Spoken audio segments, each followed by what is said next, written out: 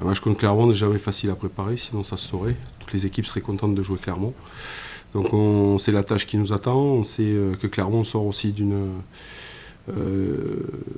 frustration et d'une déception sur leur dernier match de Coupe d'Europe. Donc on se doute dans quel état d'esprit ils vont venir. Après, ce qui m'intéresse, c'est surtout nous, comment on sera et la dimension collective qu'on va y mettre pour ce match. Le Boxing Day, c'est assez important parce que tous les autres sports sont en trêve. Donc ça permet au rugby d'être plus visible.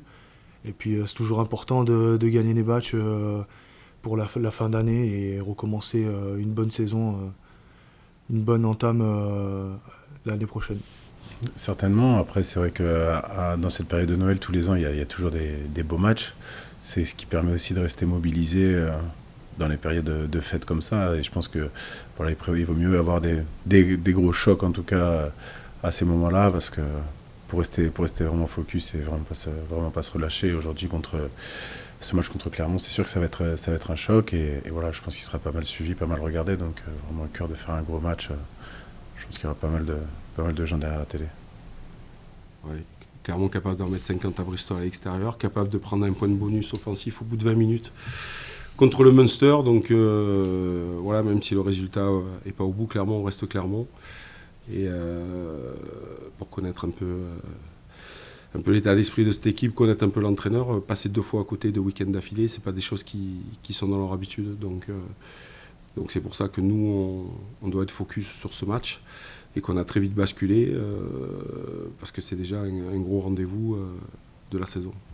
Franchement, voilà, on se focus sur autre chose, c'est un autre objectif.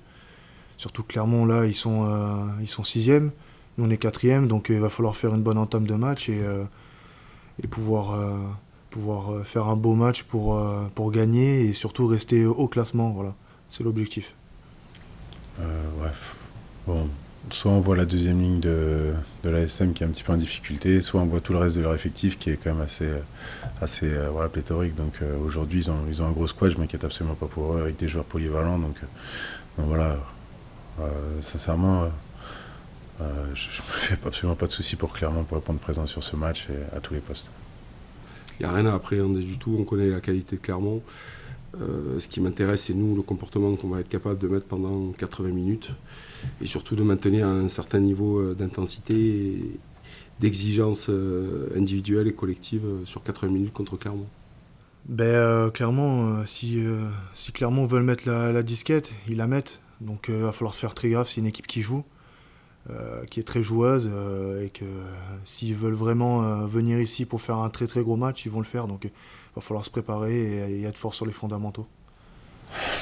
Ouais, nous on l'a connu aussi, hein. Ça nous est déjà arrivé de faire des grosses premières mi-temps et des deuxièmes mi-temps un petit peu compliqués. Donc on sait aussi ce que c'est ce problème des fois qui, après de la perte de confiance, voilà.